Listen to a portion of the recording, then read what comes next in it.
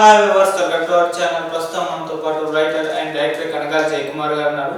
మరి సినిమాలకు సంబంధించి కొన్ని విషయాలైతే ఆయన దగ్గర మనం తెలుసుకునే ప్రయత్నం అయితే చేద్దాం. నమస్కారం సార్.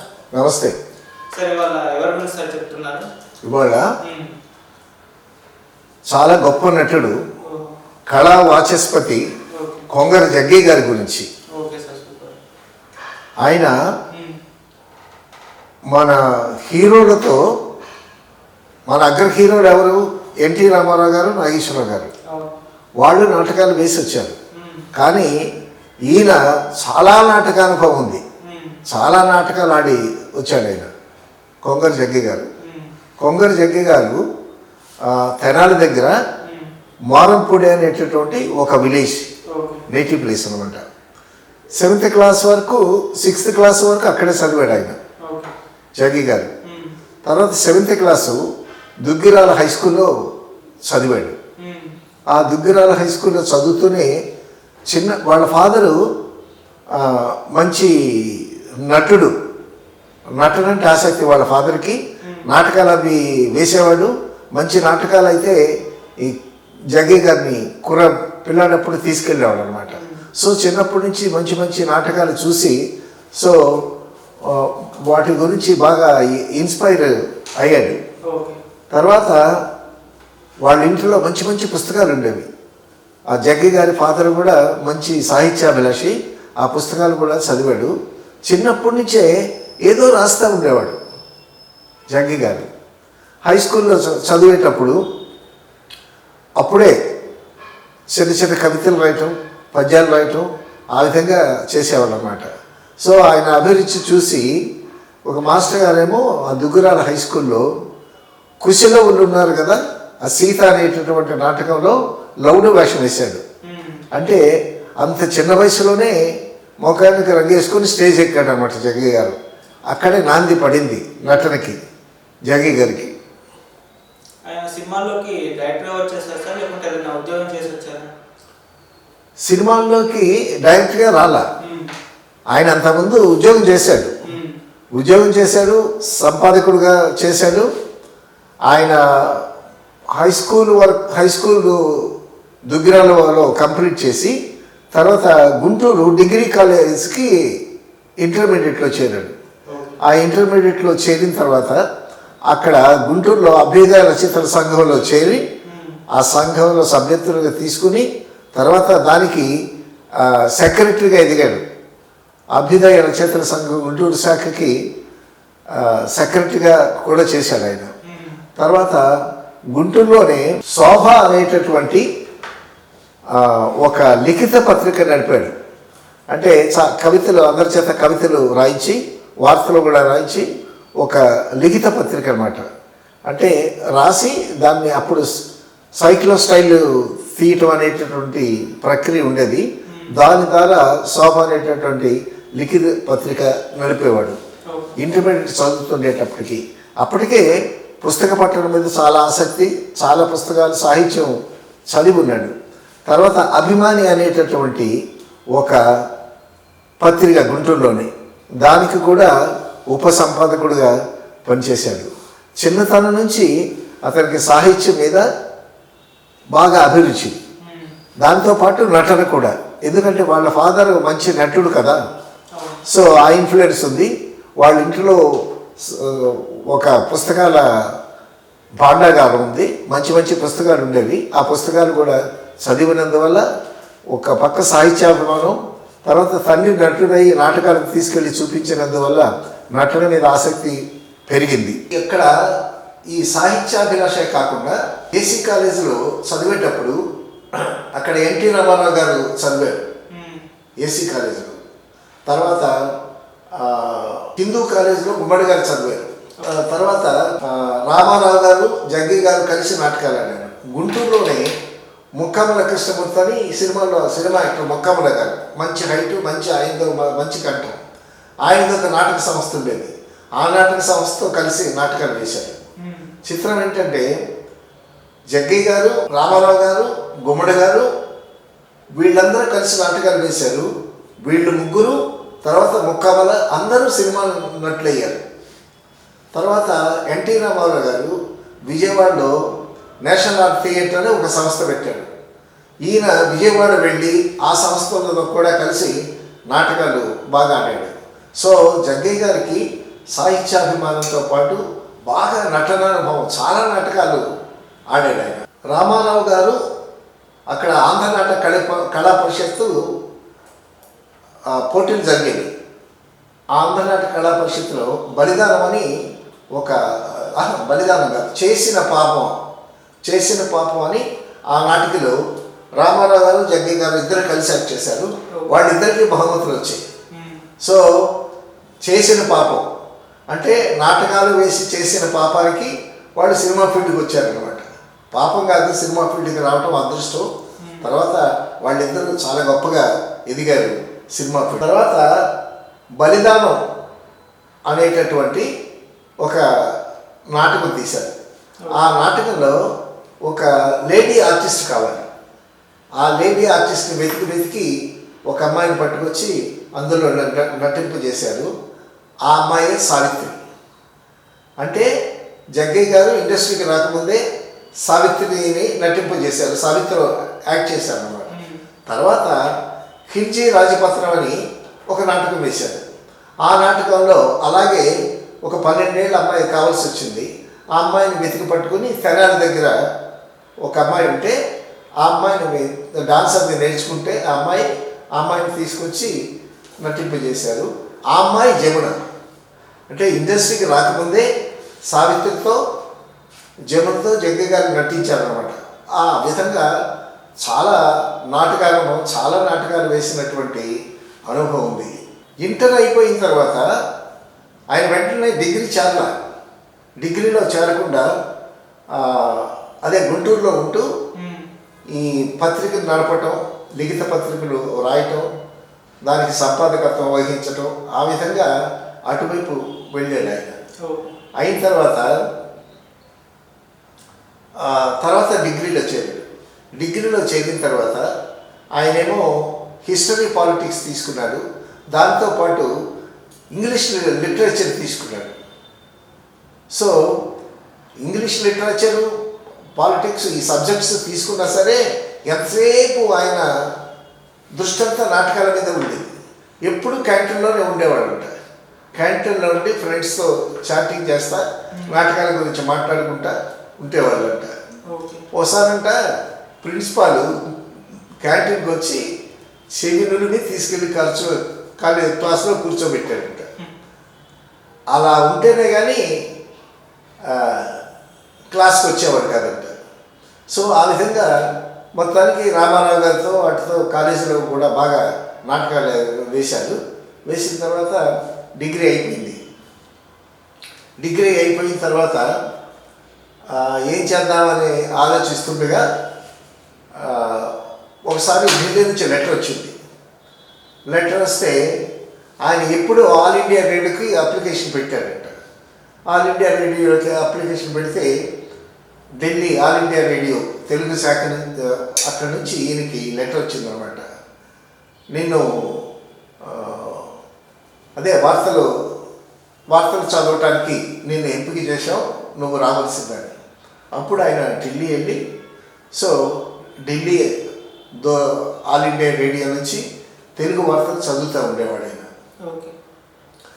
ఆయన తెలుగు వార్తలు చదువుతూ ఉంటే మన ఆంధ్రప్రదేశ్లో చాలా ఉత్కంఠగా వినేవాడంట. అసలు కంచు కంఠం, అద్భుతమైనటువంటి కంఠం అయింది. ఆకాశవాణి ఢిల్లీ కేంద్రం వార్తలు చదువుతున్నది కొంగర జగ్గయ్య అనేసరికి అందరూ రేడియో దగ్గరికి వచ్చి చాలా ఆసక్తిగా వినేవాడంట. కూర్చుని సినిమా చూసినట్టు కూర్చుని ఆసక్తిగా వినేవాడంట. అందులో ఆ కంఠం అద్భుతమైనటువంటి కంఠం కదా. సో ఆ కంఠంతో వార్తలు చెప్తూ ఉంటే మనకు తెలుగు వాళ్ళందరికీ, ఆంధ్రప్రదేశ్ తెలుగు వాళ్ళందరికీ చాలా గర్వంగా ఫీల్ అయ్యేవాడంట. ఇలా ఆల్ ఇండియా రేడియోలో పనిచేస్తుండగా గోపీచంద్ గారు మంచి నవల రచయిత. తర్వాత ఆయన ఒకసారి ఈయనకి ఉత్తరం రాశాడంట. ఏమని? నేను పేరెంటాల్ అనే సినిమా తీస్తున్నాను, సో ఆ పేరంటాల్లో నీకు మంచి పాత్ర ఇస్తాను నేను, హీరో పాత్ర ఇస్తాను నేను, కాబట్టి నువ్వు మెడ్రాస్ రావాల్సిందని ఉత్తరం రాశాడంట. సో ఈయన తెనాల్లో నాటకాలు అవి వేసేటప్పుడు, గుంటూరులో నాటకాలు వేసేటప్పుడు, సో ఈయన బాగా నాటకాలు ఆడతాడు జగ్గయ్య గారు అనేటటువంటి విషయం గోపీచంద్ గారికి ఆల్రెడీ తెలుసు. అందుకోసమే ఆయన తీసేటటువంటి పేరెంటల్ సినిమాలో హీరో వేషం ఇస్తాను రమ్మని జగ్గయ్య గారికి ఉత్తరం రాశారు. సరే కదా అని చెప్పి జగ్గయ్య గారు ఢిల్లీ నుంచి మెడ్రాస్ వచ్చారు. మెడ్రాస్ వచ్చిన తర్వాత చూశాడు, వెయిట్ చేశాడు ఈయన. కానీ ఆ సినిమాలో ఈయనకి వేషం మిస్ అయింది. ఎందుకంటే ఆ సినిమాలో కృష్ణవేణి అని హీరోయిన్, ఆ హీరోయిన్ పక్కన ఈయన పొట్టి అయిపోతాడని ఆయనకి ఆ వేషం దక్కలేదు. ఆ వేషానికి నారాయణరావు అని ఒక ఆర్టిస్ట్ని పెట్టారు. నారాయణరావు గారు అని చాలా నాగి గారి ఆ టైంలో ఉండేటటువంటి చాలా అందగాడు, అప్పట్లో మంచి పేరు నారాయణరావు అందగాడని. సో ఆయనకి వేషం వలన ఈయన క్యారెక్టర్ మిస్ అయ్యాడు. మిస్ అయిన తర్వాత మళ్ళీ ఢిల్లీ వెళ్ళి ఆల్ ఇండియా రేడియోలో తన జాబు తను చేసుకుంటున్నాడు. మళ్ళీ కొన్నాళ్ళు అయిన తర్వాత గోపిచంద్ గారు లెటర్ రాశారంట. అబ్బాయి లెటర్ మళ్ళీ గోపిచంద్ గారు లెటర్ రాశారు. అబ్బాయి ఈసారి ప్రియురాలు ఒక సినిమా తీస్తున్నాను, ఆ సినిమాలో నేను హీరోగా సెలెక్ట్ చేసుకుంటాను, నువ్వు తప్పకుండా రావాలి అని. అలాంటే ఫస్ట్ టైం వచ్చిన తర్వాత ఆయనకి వేషం లేదు కదా, ఆయన వస్తాడు రాడు అని, ఈసారి మాత్రం తప్పకుండా నీకు వేషం ఉంటుంది, నీకు హీరో క్యారెక్టరే కాబట్టి నువ్వు తప్పకుండా రా, ఏం డిసప్పాయింట్ అవ్వాల్సిన అవసరం లేదు అని భరోసా ఇస్తూ ఉత్తరం రాశాడు. ఉత్తరం రాస్తే అప్పుడు జగ్గయ్య గారు వచ్చారన్నమాట. వచ్చి అప్పుడు ప్రియురాలు సినిమాలో యాక్ట్ చేశాడు, హీరోగా యాక్ట్ చేశాడు. హీరోగా యాక్ట్ చేసిన తర్వాత అది యాక్ట్ చేస్తుండగానే ఆదర్శం అనేటటువంటి ఒక సినిమా ఆఫర్ వచ్చింది, అందులో కూడా హీరోగా. సో ఆ రెండు సినిమాలు అయిపోతుండగా పాలేరు అనేటటువంటి ఒక సినిమా వచ్చింది. సో వరుసగా 3 సినిమాలు ఆ పాలేరు షూటింగ్లో ఉంటుండగా కొంత షూటింగ్ జరిగింది పాలేరు సినిమా. తర్వాత అంతకుముందు 2 సినిమాలు ఫ్లాప్ అయ్యాయి. ఆ 2 సినిమాలు ఫ్లాప్ అయ్యేసరికి ఈ సినిమా షూటింగ్ ఆపేశారు, ఎందుకంటే సక్సెస్ లేదు కదా హీరోతో. సో ఈ విధంగా తను హీరోగా వేసినటువంటి క్యారెక్టర్స్ ఫెయిల్ అవడంతో ఆయన్ని ఆ పాలేరు అనేటువంటి 3 సినిమా కూడా ఆగిపోయింది. ఇక్కడ ఒక చిన్న విషయం చెప్పాలి. జగ్గయ్య గారు నాగేశ్వరరావు గారి పక్కన, రామారావు గారి పక్కన సైడ్ హీరో క్యారెక్టర్ వేస్తే చాలా అద్భుతంగా చేస్తాడు. అసలు ఆత్మబలం అనేటటువంటి సినిమాలో నాగేశ్వరరావు గారు, బి సరోజాదేవి వాళ్ళిద్దరు జంట. అయితే జగ్గయ్య గారు కూడా ఆవిడ మీద మనసు పడతాడు, కానీ ఆవిడకి ఇష్టం ఉండదు. అప్పుడు నాగేశ్వరరావు గారి దగ్గర ఈవిడ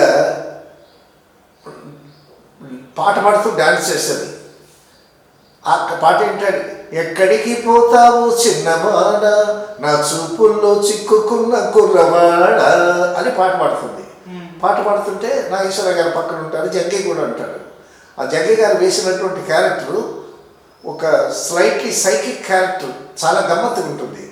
సో ఆ సైకిక్ క్యారెక్టర్ యాక్ట్ చేయటం అనేటటువంటిది మామూలు విషయం కాదు, ఎంతో టాలెంట్ ఉంటే కానీ చేయలేదు.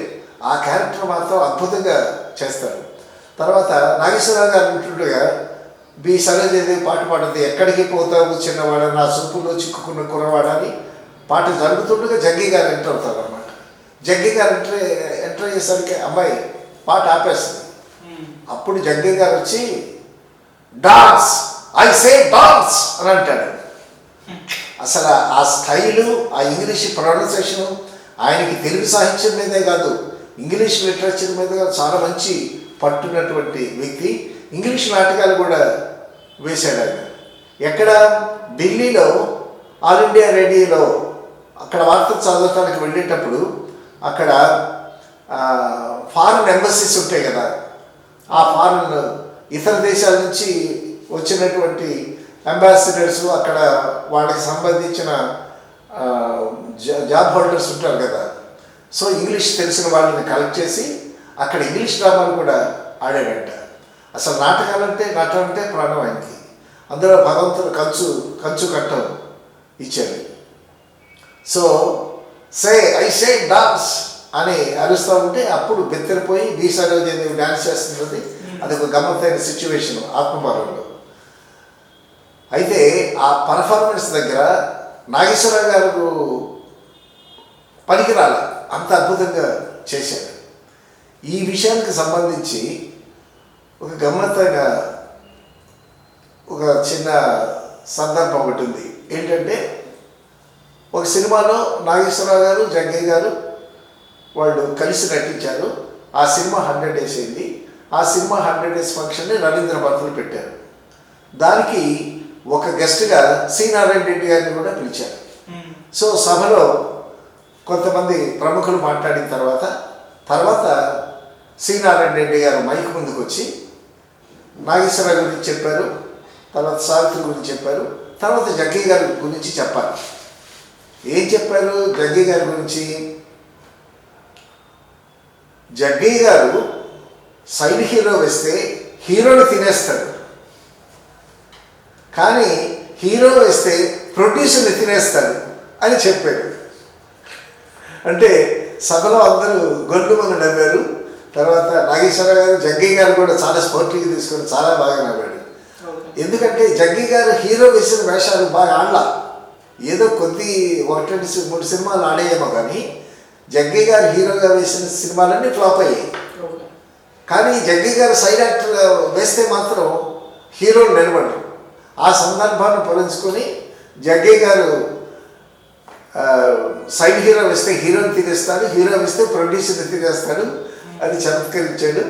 జగ్గయ్య గారు కూడా పగలబడి నవ్వారు ఆ సందర్భంలో. సో అది ఒక్కొక్కరికి కొన్ని కలిసి వస్తాయి. హీరో అవకాశాలు, హీరో అవ్వటానికి డాన్స్ కూడా తెలిసి ఉండాలి, తర్వాత ఆ రొమాంటిక్ ఫిగర్ అయి ఉండాలి. సో ఆ విధంగా తర్వాత ఆ హీరోని ఆడియన్స్లోకి ఏ విధంగా పరిచయం చేయబడ్డాడో ఆ కోణంలోనే చూస్తారు ఆడియన్స్ కూడా. సో రొమాంటిక్ హీరో అయితే రొమాంటిక్ హీరోగా చూస్తాడు. ముందు విలన్గా పరిచయం అయ్యాడు అనుకో, మంచి పర్సనాలిటీ ఉన్నా, అప్పుడు విలన్గానే చూస్తారు. సో ఆ విధంగా ఆడియన్స్ దృక్పథం ఉండేది. మొత్తానికి జగ్గయ్య గారు సపోర్టింగ్ క్యారెక్టర్స్లోనే చాలా అద్భుతంగా సెటిల్ అయ్యాడు. హీరోగా 2 సినిమాల తర్వాత మళ్ళీ చేశాడా సార్, చేయలేదా? ఇది 2 సినిమాలు ఫ్లాప్ అయ్యాయి, పాలే నుంచి తీసేస్తారు కదా, ఆ తర్వాత హీరోగా చేస్తారా? నిశ్చయించుకుని మెడ్రాస్లోనే ఉంటారని డెసిషన్ తీసుకున్నాడు జగ్గయ్య గారు. వస్తుత జగ్గయ్య గారి తండ్రి బాగా స్థితిమంతుడు, కానీ ఆయనకి నాటకాలు పిచ్చి మంచి సాహిత్యాభిలాషి, ఇంటి నిండా పుస్తకాలు పడేసేవాడు. సో కొడుకునేమో నాటకాలకు తీసుకెళ్తూ ఉండేవాడు, నాటకాలు ఆడుతుండేవాడు. ఈ విధంగా ఈ నాటకాల పిచ్చితో తండ్రి కొడుకులకి ఇద్దరికి నాటకాలు పిచ్చాయి. ఈ నాటకాల పిచ్చితో నాటకాలు ఆడటం, ఖర్చులు పెట్టడంతో ఆస్తి హరించుకుపోయింది. అప్పట్లో నాటకం ఒకటే మంచి ఎంటర్టైన్మెంట్.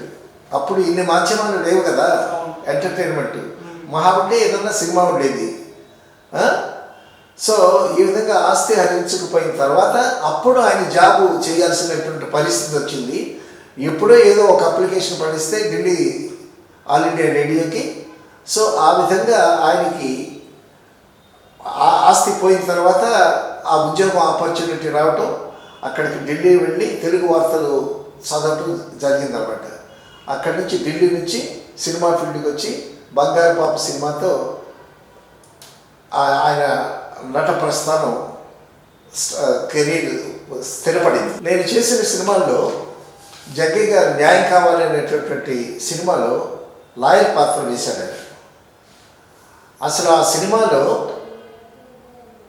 శారద ఒక లాయరు, ఆపోజిట్గా ఒక లాయరు, చాలా ఆర్గ్యుమెంట్ ఉంటుంది. ఆ సినిమా క్లైమాక్స్ అంతా కోర్టులోనే ఆర్గ్యుమెంట్స్ మీద నడుస్తుంది.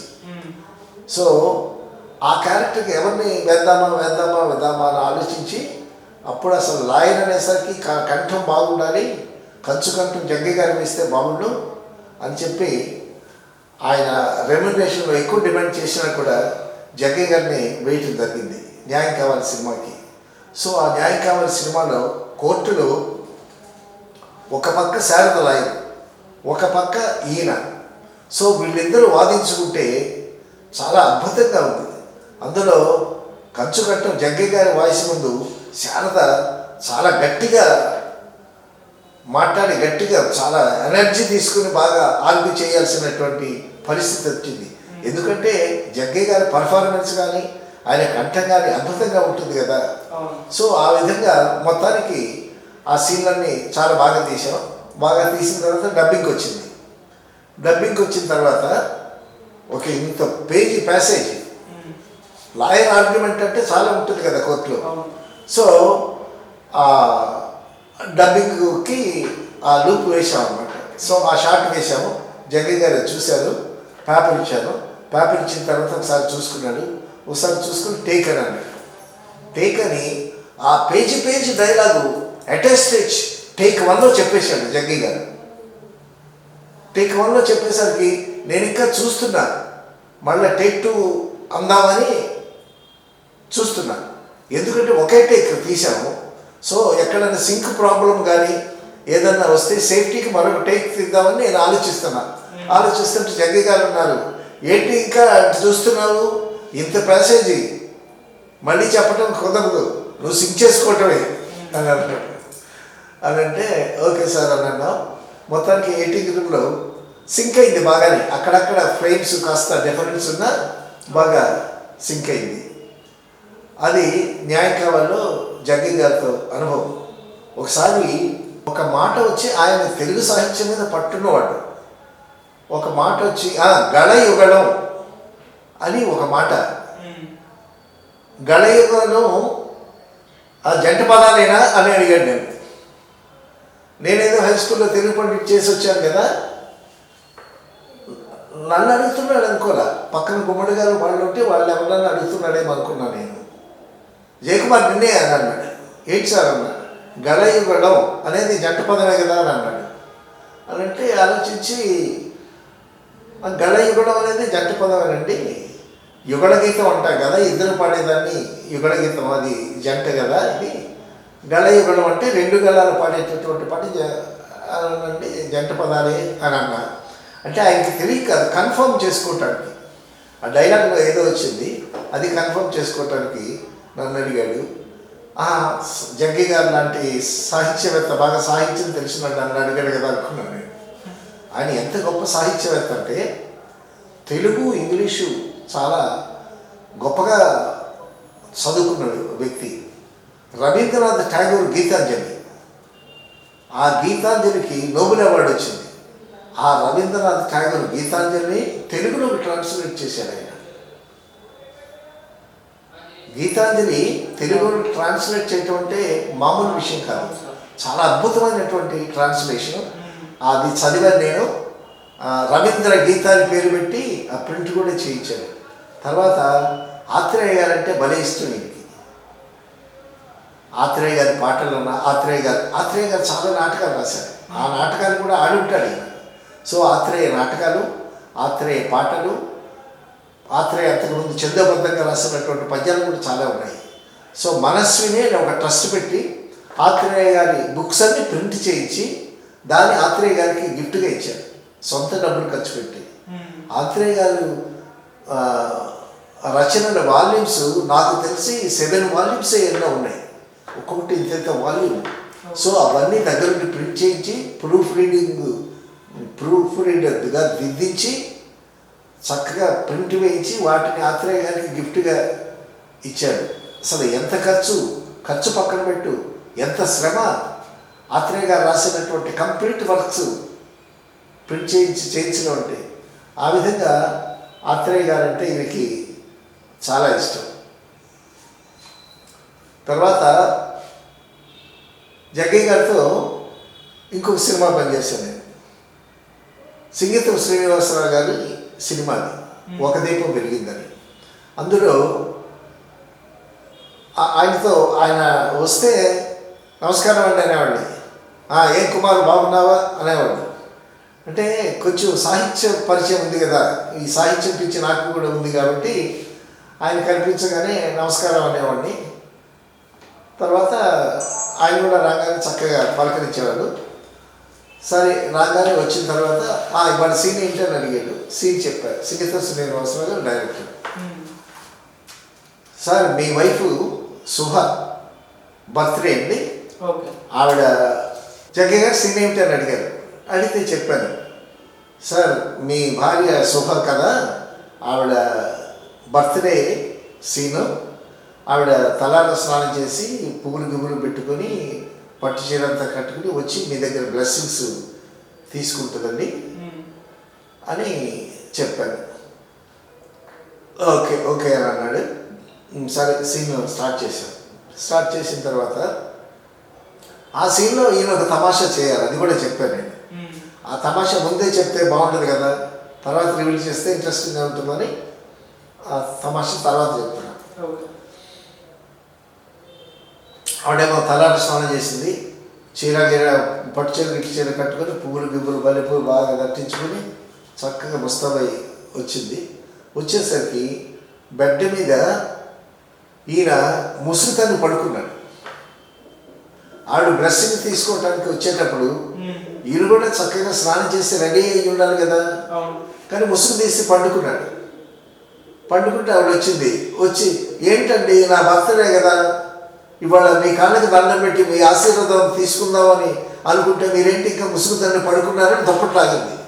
లాగేసరికి జగ్గి గారు కదా దిండ్లు పేర్చున్నాయి అక్కడ. కెమెరా అటు పక్కకి షిఫ్ట్ చేస్తే అప్పుడు జగ్గి గారు ఆయన అక్కడ ఉన్నాడు అనమాట.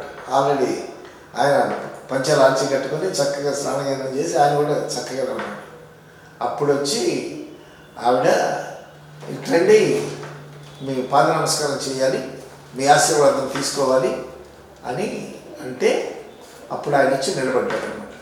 నిలబడ్డ తర్వాత ఈవిడ పాద నమస్కారం చేసి ఇలా వంగి కళ్ళగద్దం లేచి నిలబడ్డాడు. ఆ షాట్ తీసాం. తీస్తే సింగీత శ్రీనివాసరావు గారు ఓకే అని అన్నాడు. అనంటే శ్రీనివాసరావు గారితో డైరెక్టర్ గారితో నేను అన్నాను, సార్ మరొక టేక్ తీసుకుందాం సార్ అన్నాను. అంటే ఎందుకు అన్నాడు డైరెక్టర్ గారు.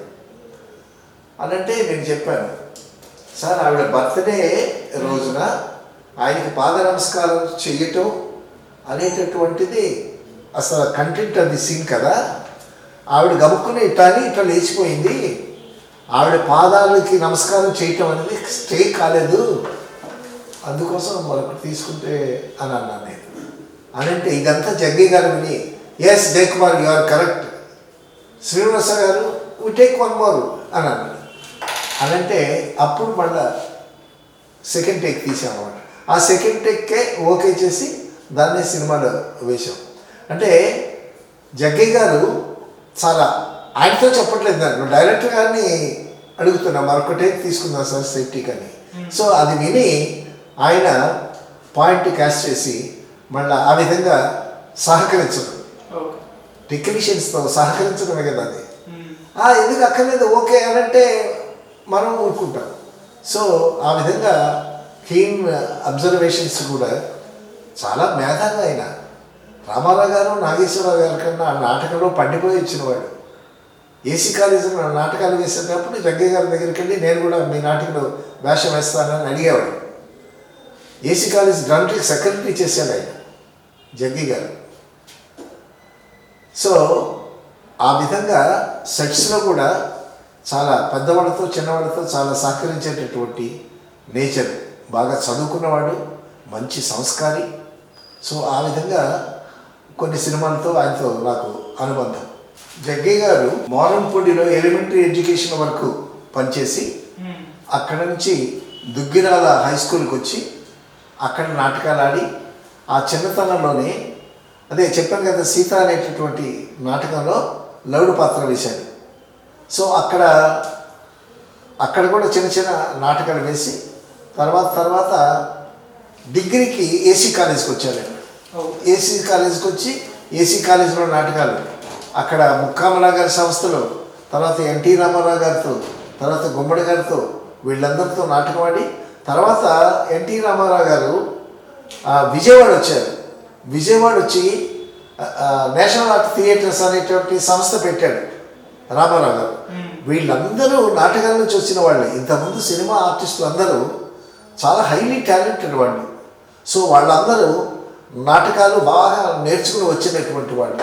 అలాగే నటీమణులు కూడా సావిత్రి కానీ జమున కానీ వీళ్ళందరూ కూడా ఆడవాళ్ళు అయితే బాగా డ్యాన్స్ నేర్చుకుని నటన కూడా నేర్చుకుని, తర్వాత అంజలి అయితే డ్యాన్స్ నేర్చుకుంది, తర్వాత నటన కూడా నేర్చుకుంది young men's happy club Kakinada దగ్గర. అలాగే సావిత్రి విజయవాడలో డ్యాన్స్ నేర్చుకుంది, జమున కూడా డ్యాన్స్ నేర్చుకుంది, నాటకాలు వేసింది. సో మగవాళ్ళు అయితే బాగా నాటకాలు వేసి సినిమా ఫీల్డ్కి రావటం, ఆడవాళ్ళు అయితే నటనతో పాటు నాట్యం కూడా నేర్చుకుని వచ్చినటువంటి వాళ్ళు. అందుకే వాళ్ళ పర్ఫార్మెన్స్లు అంత అద్భుతంగా ఉండేవి పాత సినిమాల్లో. ఆ పాత సినిమా వైభవం ఇంకా ఇప్పటికీ పాత సినిమాలు చాలామంది చూస్తూ ఎంజాయ్ చేస్తూ ఉన్నారు. ఇప్పుడు పాత సినిమాలు రిలీజ్ కాకపోయినా తర్వాత టీవీలో వచ్చేటటువంటి సినిమాల్ని మన ప్రేక్షకులు ఇళ్ళ దగ్గర ఉండే టీవీలో చూస్తూ చాలా అద్భుతంగా నటిస్తా, ఆ నటన చూసి, ఆ పాటలు చూసి, ఆ డ్యాన్స్ చూసి చాలా ఆనందిస్తున్నారు. సో నాటకాల అనుభవం చాలా బాగా ఉండేటటువంటి అనుభవం. తర్వాత ఆ డైలాగ్ డెలివరీ కూడా చాలా అద్భుతమైనటువంటి డెలివరీ.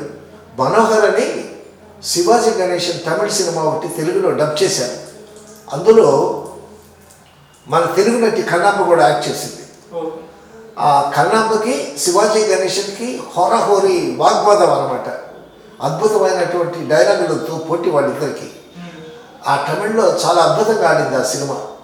ఆ సినిమాని తెలుగులోకి డబ్ చేయాలని, అప్పుడు సినిమాలు ఇన్ని సినిమాలు లేవు కదా, తెలుగులోకి డబ్ చేస్తున్నారు.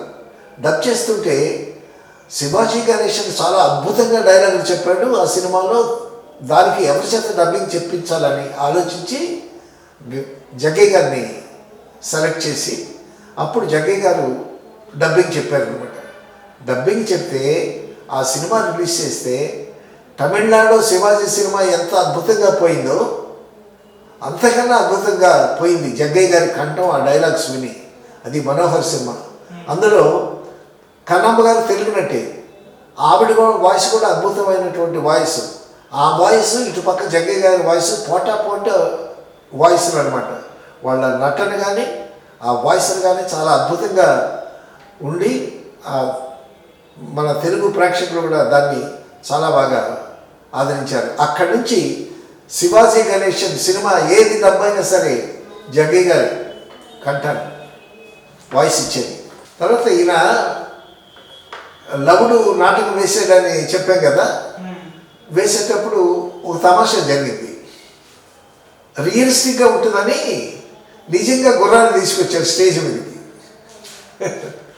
నిజంగా గుర్రాన్ని తీసుకొచ్చి స్టేజ్ మీద తీసుకొచ్చి ఆ లైట్లు వేసేసరికి అది చూసి గుర్రం బెదిరిపోయి స్టేజ్ అంతా గందరగోళం చేసి అది ఆడియన్స్లోకి పరిగెత్తి ఆడియన్స్ అల్లకల్లలో అయిపోయి సో గందరగోళం ఒక విధ్వంసం సృష్టించిందన్నమాట గుర్రం.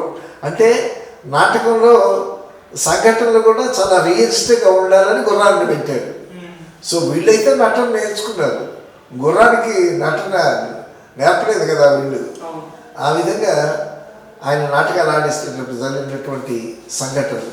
జగ్గయ్య గారు చదువుకునేటప్పుడు ఎంత కీన్గా ఉండేవాడంటే ఆయన నాటకాలు ఆడటం కోసం క్లాసులు ఎగ్గొట్టేవాడు, కానీ క్లాసులో కూర్చునేటప్పుడు మాత్రం చాలా చక్కగా పాఠం మేము ఫాలో అయ్యేవాడు. తెలుగు మాస్టర్ గారు ఒక పద్యం చెప్పారంట. పద్యం చెప్తే ఆ పద్యం చదివి దానికి అర్థం చెప్పారు. అర్థం చెప్తే జగ్గయ్య గారు లేచి, సార్ దానికి అర్థం అది కాదండి, ఇది ఇదై ఉంటుందని దానికి అర్థం చెప్పాడంట. అర్థం చెప్పేసరికి తెలుగు మాస్టర్ గారికి కోపం వచ్చింది. ఏరా నీకు తెలుసా నాకు తెలుసా అది ఇదని గద్దించారంట. గస్తే ఈయన వెళ్ళి హెడ్ మాస్టర్కి రిపోర్ట్ చేశారంట. అప్పుడు హెడ్ మాస్టర్ గారు వచ్చారంట. హెడ్ మాస్టర్ గారు వచ్చి ఏంటో పద్యం అని అంటే ఈయన చెప్పిన అర్థం వాడు చెప్పిన అర్థం విన్నాడు. ఆయన విని మరి విద్యార్థుల ముందు టీచర్ని తక్కువ చేయకూడదు కదా, ఆ రెండు అర్థాలే లేవా బాగానే ఉన్నాయిలే, నువ్వు చెప్పింది కూడా కరెక్టే అది ఇదని సమర్థించి వెళ్ళారు. అంటే తనకు వచ్చినటువంటి అభిప్రాయాన్ని నిర్భయంగా చెప్పేటటువంటి ఇది కూడా ఉంది అక్కడ. ఎందుకంటే మాస్టర్ గారు చెప్తున్నది తప్పు అనిపించింది వీడికి అనేసరికి వీడేమో ఆ విధంగా జగ్గయ్య గారు ఆ విధంగా రియాక్ట్ అయ్యాడు. సో చిన్నతనం నుంచి అటువంటి చొరవ తీసుకుని చొచ్చుకుపోయేటటువంటి మనస్తత్వం కూడా ఉంది జగ్గయ్య గారి. తర్వాత కాలేజీలో చదివేటప్పుడు ఆయన చందోబద్ధంగా పద్యాలు కూడా రాసేవాడు జగ్గయ్య గారు.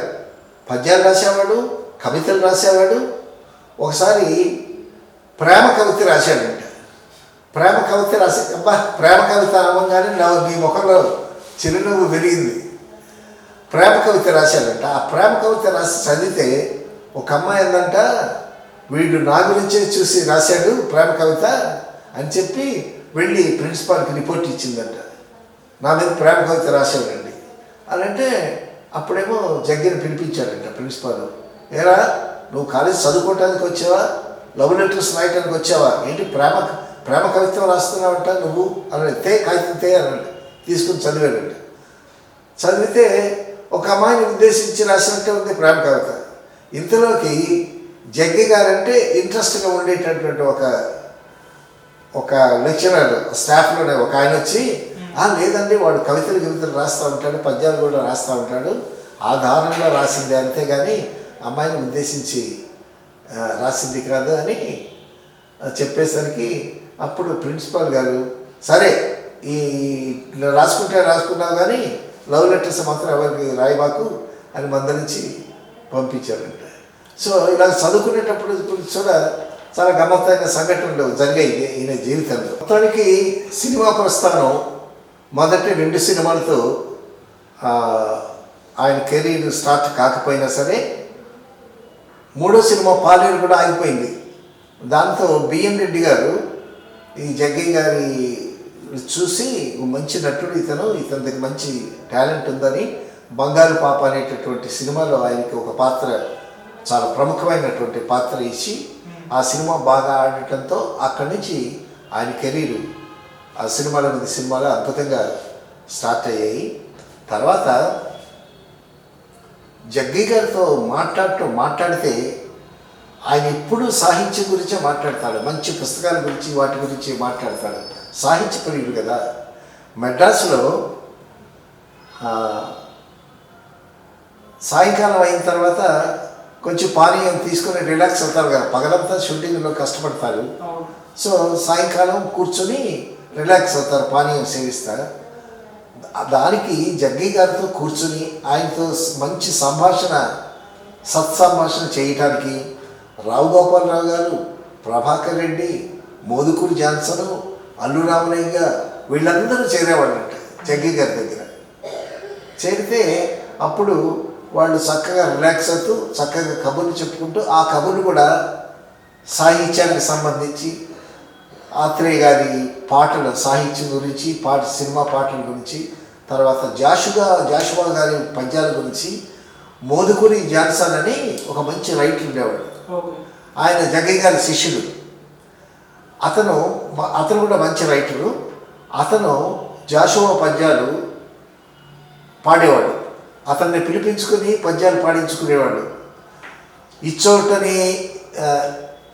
ఇచ్చోటనే సత్కవీంద్రుని కమ్మని కలము నిప్పులలోన కరిగిపోయి ఇచ్చోటనే పేరెని కన్నుగన్న అని చాలా అద్భుతమైనటువంటి ఇచ్చోటనే లేత ఇల్లాలి నల్ల పూసల సౌరు గంగలో కలిసిపోయేటటువంటి హరిశ్చంద్రలో జాషువా గారు రాసినటువంటి అద్భుతమైన పద్యాలు. ఆ పద్యాలు రాగయుక్తంగా బాగా చదివేవాడు జాషువా పద్యాలు మోదుకూరి జాన్సన్. ఆ మోదుకూరి జాన్సన్ కూడా రప్పించుకొని కూర్చోబెట్టుకొని ఈ పద్యాలు చదువుకుంటూ ఆ పద్యాలు వింటూ ఆనందిస్తూ సాహిత్యానికి సంబంధించిన కబుర్లు, సంగీతానికి సంబంధించినటువంటి కబుర్లు అవన్నీ చెప్పుకుంటూ బాగా ఎంజాయ్ చేసేవాడు. అలాగే జగ్గయ్య గారి కంపెనీని అన్నమాట. తర్వాత ముఖ్యంగా చెప్పుకోవాల్సిన విషయం ఏంటంటే జగ్గయ్య గారి పర్ఫార్మెన్స్కి ఆత్మబలం, ఆ సైకిల్ క్యారెక్టర్ ఒకటి. తర్వాత అల్లూరి సీతారామరాజు సినిమాలో రూదర్ఫర్డ్ వేషం, ఆ రూదర్ఫర్డ్ వేషం ఆయన బాగా స్టడీ చేసి ఆయన రూదర్ఫర్డ్ గుంటూరులోను కడపలోను ఎక్కువ రోజులు పనిచేశాడంట. సో అక్కడ ఉండేటటువంటి వాళ్ళని ఎంక్వైరీ చేసి రూదర్ఫర్డ్ మెంటాలిటీ ఎట్లా ఉంటుంది, ఎటువంటి వ్యక్తిత్వం అనేటటువంటిది స్టడీ చేశారంట జగ్గయ్య గారు.